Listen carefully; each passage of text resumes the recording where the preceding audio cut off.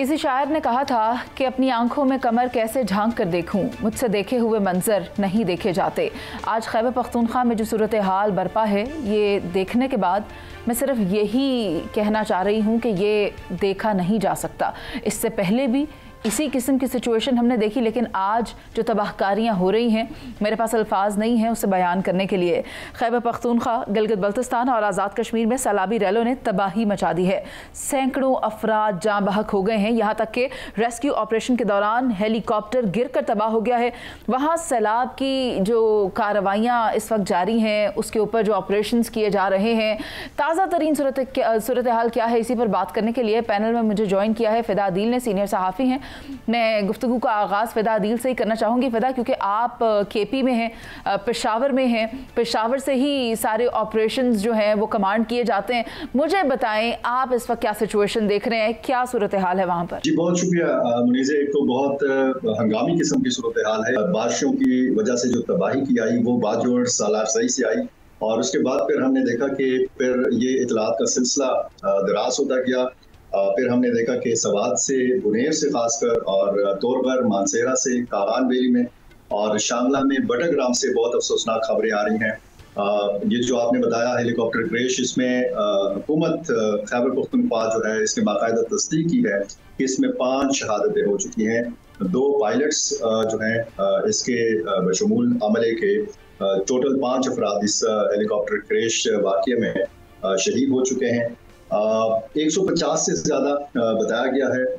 ये असर या शाम तक के आदाद शुमार थे, और मुख्तलिफ जो अजला की इंतज़ामिया है उसके मुताबिक मवासलाती राब्ता चूँकि मुनक़ते हो चुका है, वहाँ पर बिजली का निज़ाम, वहाँ पे सड़कों का निज़ाम दरहम बरहम हो चुका है।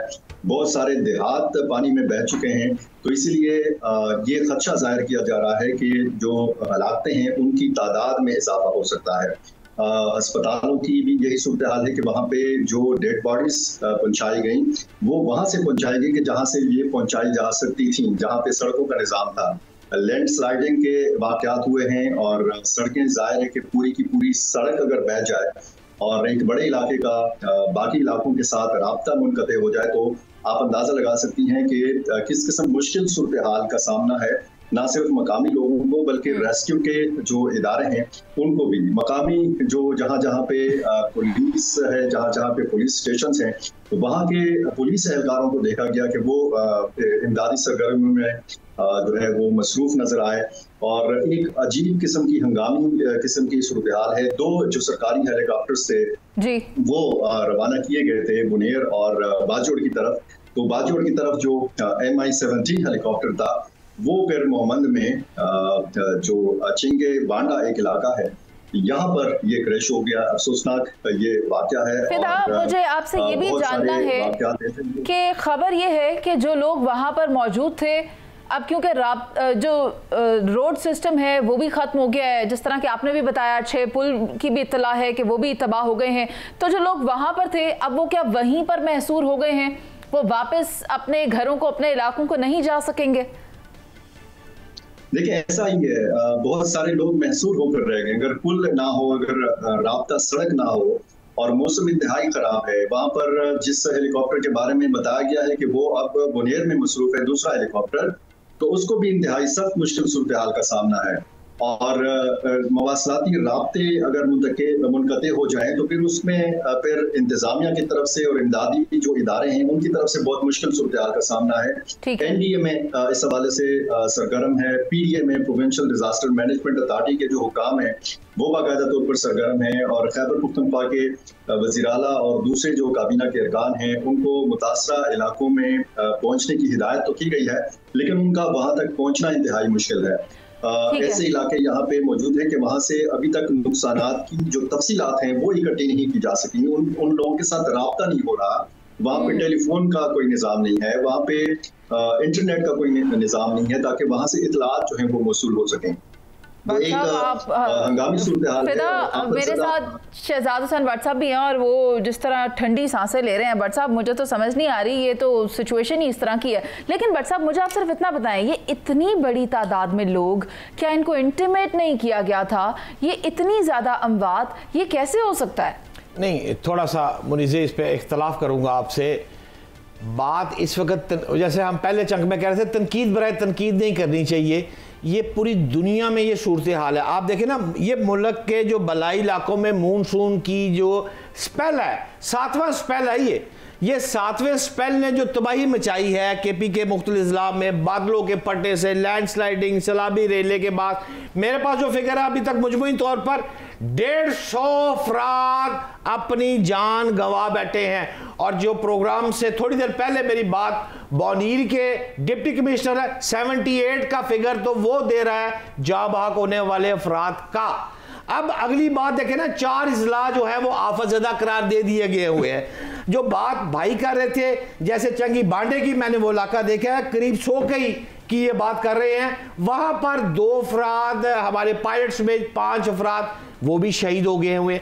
अब जब इस लेवल पर आप बात कर रही हैं जिसमें बटग्राम आ गया, बाजोड़ आ गया, 21 अफराद वहां हो गए, बटग्राम में 10 अफराद हो गए, मानसरा में आपके अफराद हो गए, तो ये तादाद बहुत बढ़ती जा रही है मुनीज़े। मतलब मैं इसको कह रहा हूं कि 150 से ज़ायद, तो मैं कह रहा हूं कि मेरे पास इसकी इतलात हैं। और आखिरी बात मुनीज़े इसमें ये देखें कि पूरी दुनिया में ऐसे होता है, ये पाकिस्तान में नहीं है। अगर आप इंडिया में देखें, आप हांगकांग में देखें, आप न्यूयॉर्क में देखें, सैलाब आते हैं, आफतज़दा इलाके होते हैं। अल्लाह से रहम मांगनी चाहिए। ये हमारे ऊपर मुश्किल आ गई है, इस घड़ी में हमें सब मिलकर KPK की भरपूर इमदाद करनी चाहिए और अपने बहन भाइयों को जो है वो हिफाजत। बात तो अच्छी कर रहे हैं आप शहजाद हुसैन भट्ट साहब, लेकिन जब बात आपकी दस्तरस से बाहर निकल जाए तो फिर आप अल्लाह अल्लाह ही करते हैं। आप ये क्यों नहीं कहते कि हम लोगों ने इंतज़ामी कारकर्दगी हमारी सिफर रही है, हमने जो इदारे बनाए हुए हैं वो काम नहीं कर सके। अब इस तरह ये ब्लेम गेम वाली बात तो नहीं। आप देखिए बारिशें तो बरतानिया में भी साल होती रहती हैं, वहां पर तो इस तरह की कैजुअलिटीज इस तरह रिपोर्ट नहीं होती हैं। आप मेरी बात से इत्तफाक करते हैं सलमान आबिद साहब? देखिए, बात एक हद तक तो आपने दुरुस्त की है, लेकिन ना जब आप हादसात को असेसमेंट करते हैं तो उसका नतीजा निकलता यह है कि आप पहले से अफर्मेटिव कुछ एक्शंस लेते हैं। अब वो तो हमारे यहाँ एक रवायत नहीं है। हमारे यहाँ रिवायत ये है कि एक हादसा होता है और उस हादसे के बाद हम सरगर्म हो जाते हैं, एक्टिव हो जाते हैं, प्रोएक्टिव हो जाते हैं, कुछ नुकसान का अजाला करने की कोशिश करते हैं। हमारे यहाँ लॉन्ग टर्म, मिड टर्म और शॉर्ट टर्म बुनियादों पर प्लानिंग का कोई कॉन्सेप्ट सिर्फ इस हवाले से नहीं, डिज़ास्टर के हवाले से मुल्क में ही नहीं पाया जाता, तो बाकी बातें तो छोड़ें। अब सवाल यह है कि इस वक्त तो खैबर पख्तूनख्वा में जो एक मुसीबत आई है और जिस तरीके से अभी फिदा भाई बता रहे थे कि सूरत हाल है वो तो काफ़ी खौफनाक है। और जिस तरीके से वो कहते हैं कि लोगों का राब्ता मुनक़ता हो गया है, कम्युनिकेशन सिस्टम कोई नहीं है, इंफ्रास्ट्रक्चर कोई नहीं है, सड़कों का निज़ाम कोई नहीं है, तो इससे तो ख़दशा ये है कि हलाकतों की तादाद भी बहुत बढ़ सकती है। और ये जो इस वक्त ख़ास तौर पे सूबाई हुकूमत है उनके ऊपर भी बड़ी रिस्पॉन्सिबिलिटी आती है, NDMA पे भी आती है, PDMA पे भी आती है और वफाकी हुकूमत पे भी आयद होती है। क्योंकि देखिए ना, इस तरह के डिज़ास्टर से सिर्फ एक सूबा अकेला नहीं निमट सकता, उसमें वफाकी हुकूमत को भी और आपके नेशनल इदारों को भी अपना कंट्रीब्यूट करना पड़ेगा, तब जाकर आप इससे डील कर सकेंगे। तो मैं समझता हूँ कि एक बड़ा मुश्किल वक्त है खैबर पख्तूनख्वा के उन इलाकों के अंदर जो इस वक्त हमें देखने को मिल रहा है, बड़ी बुरी तस्वीर सामने आ रही है। तो इससे निमटने के लिए वज़ीर आज़म को कम अज़ कम एक हंगामी, जिसे कहते हैं ना, मीटिंग खुद पेशावर में बैठ के करनी चाहिए, जिसमें तमाम मुतल्लिका इदारे और जो सूबाई हुकूमत है उनके साथ मिलकर निकले। और उसमें पॉलिटिकल स्कोर करने की ज़रूरत नहीं है, नाकामी हम सब की है और एक जो परेशानी है वो भी हम सब की है। सायरा जी क्या कहना चाहेंगी? सभी काबिल एहतराम है, मगर लगता है जैसे वो हर ऐसे डिजास्टर के बाद जो अल्फाज या तकरीरें घिसी पिटी सुनने को मिलती है ना, तो वही सारी रिपीट हो रही हैं। सबको बैठना चाहिए, हंगामी बुनियादों पर ये सारा करना चाहिए, ये करना चाहिए, वो करना चाहिए। एक पार्टी की हुकूमत का तीसरा टेन्योर है और उसे क्या कहते हैं, कोई महकमा मौसमियात जैसी भी कोई चीज़ होती है। जैसे आपने कहा कि सारा कुछ करने के बाद हम इसे बोले कि ये कुदरती आफत है, भाई आपने प्रिकॉशंस क्या लिए?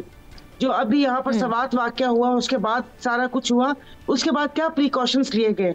क्या वहां पर लोगों को जो दरिया किनारे घर थे उनको ऐलानात के जरिए हटाया गया है या क्या हुआ? ठीक है, जो वो कहते हैं कि कुदरती आफात होती हैं, इस ताकत के सामने इंसान की सब चीजें बेबस होती हैं, लेकिन प्रिकॉशंस आपको या हमें नजर आए? वो नहीं आए। अब इसके ऊपर बैठ के वो करें, जो KP के वजीर आला है उनको भाषण या बड़के मारने से फुर्सत नहीं है। उससे पहले जो बात हो रही थी, लाहौर के जो मेंबर हैं, जो असेंबली में जाना तो गुनाह समझते हैं, लेकिन वो वहां पर बैठे मुफ्त की रोटियां तोड़ के तमाम चीजों में हिस्सेदारी है, लेकिन आवाम इनके आगे कुछ नहीं है। सिर्फ आप इनसे तकरीर करवा लें, बड़के मरवा लें, मगर वो बेचारे वहां के लोग हैं वो मरते रहे, वो भले सैलाब से मरे, वो भले रेलों से मरे, वो भले दरियाओं की तुग़यानी से मरे, इनको कोई फर्क नहीं पड़ता। तो इसलिए मैं क्या आपको अल्फाज वो बताऊं, सिर्फ आप यकीन नहीं करें कि एपी की गवर्नमेंट ने इतना वहां के लोगों को मायूस किया है, और जिस शख्स को अभी यहाँ पर मुसल्लत किया हुआ है उस शख्स से सिर्फ आप बड़के मरवा लें, तकरीरें करवा लें, बड़ी बड़ी बातें करवा लें, लेकिन काम की कोई बात ना करें। इनको सिर्फ ये वहां पर बैठ के ये वो कहते हैं कि वाह वाह वाह वाह वाह सुनने के लिए है, इसको ललकार लिया, उसको बुरा भला कह लिया।